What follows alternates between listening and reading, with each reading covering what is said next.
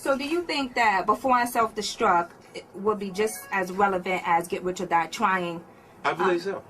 I mean, I can't expect the same numbers. I don't think anyone can. Like M had the largest debut on album with the Relapse, and Relapse is at 4 million worldwide. And it's crazy because he had great marketing, but he didn't have that really huge look like he had the last time. M doesn't usually. He didn't come outside. Right. If M comes outside, you're gonna feel the weather change. You know what I mean? Like, because he didn't leave the house. He worked 2 days. Well, there were some pictures on the internet where he gained a lot of weight. Did he lose that weight? Yeah, he lost weight. He was high at that point. High off what? He was getting high. The roll up? Nah, a little couple pills, a little Ambien, a little. Oh, really? Different stuff. Do you have conversations with him when he's doing that? Like, yo, you need to chill, or nah, do you just... You don't actually see that actually happening. You just, he's just cool. Yeah. But I mean, at different points, like M is like, I hold him in as high regards as I hold my grandparents.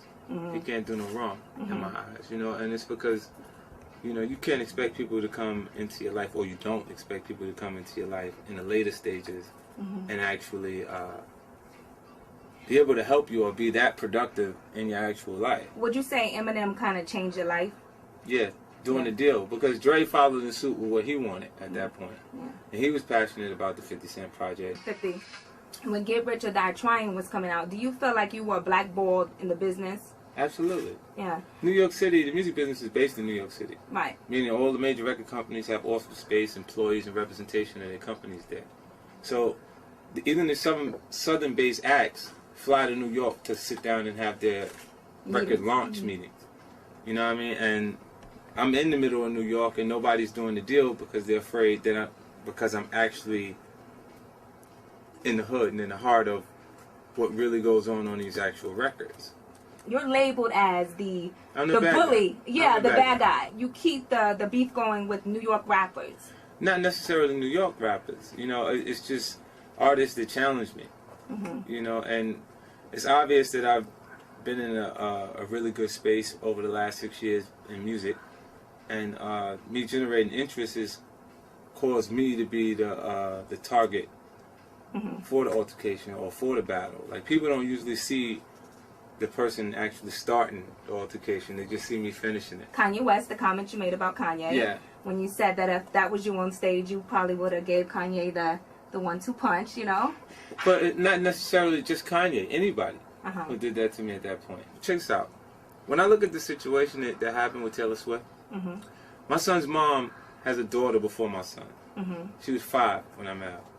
My son just turned 13 October 13th, meaning that Taylor Swift could be my child. So when Kanye West gets on stage and pulls a trophy away from him because he thinks Beyonce deserves it, when she's got every trophy under the sun, what feelings does that provoke in you for just a moment?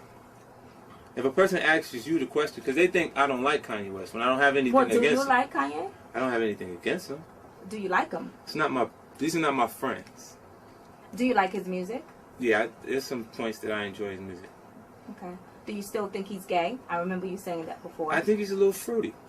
Okay. I think if you look at his vibe, he's made statements to make people. I don't know if he's doing that to make people comfortable with him to market himself in that way, but he'll say he's a little feminine because he was raised by his mom, or say he get his style from gay people, or different things. And then when you see him bring women out of nowhere into the limelight, it kind of makes you feel like you're trying to cover something up.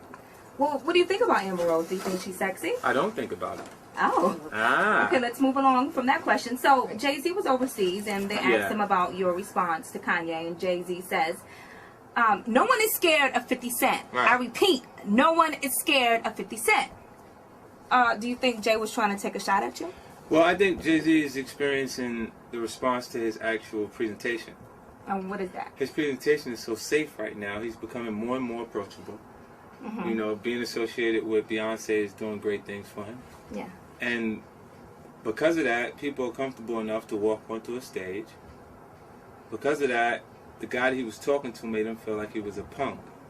So he had to say, nobody's scared of 50 Cent. Let me get this straight. Nobody's scared of 50 Cent. So, but no one's asking 50 Cent if he's scared of Jay-Z. Are you? Because I made it clear.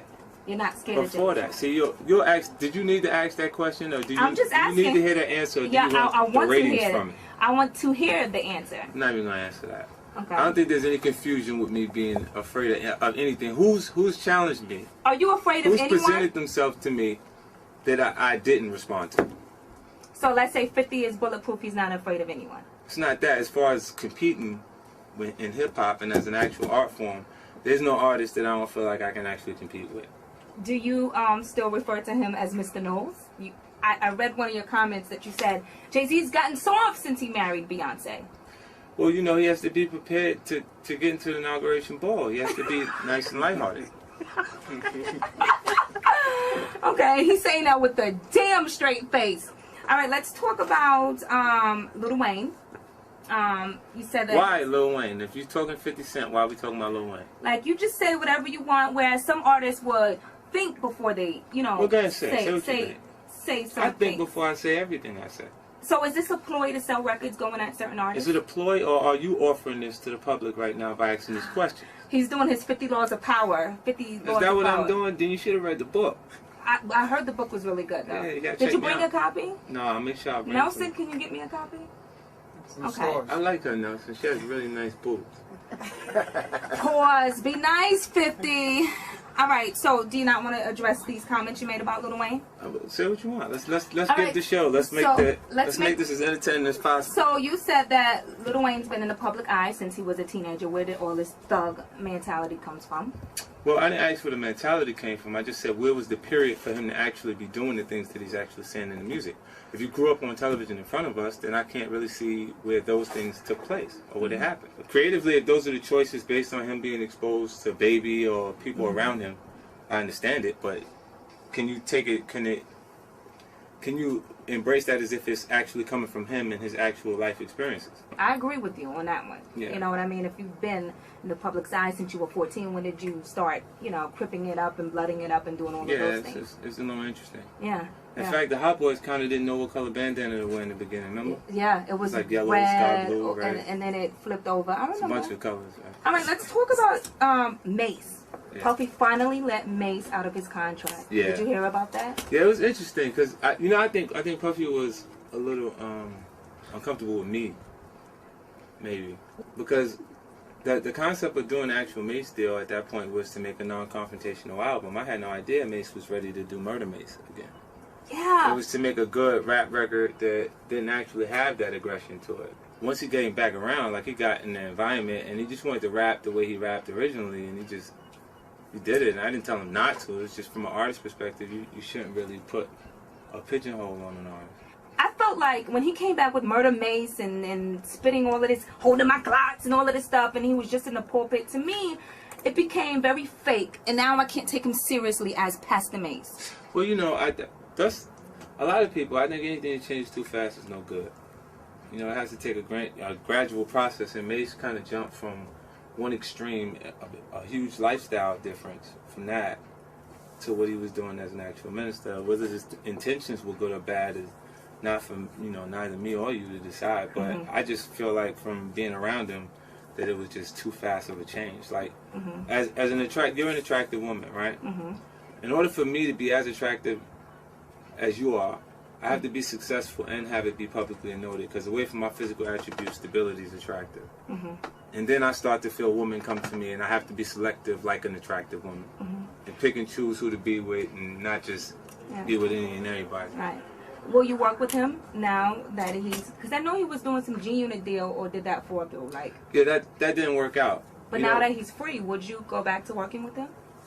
Well, I'm not looking to it. It's just... I mean, I wouldn't say that I wouldn't actually do it, but I'm not, Yeah.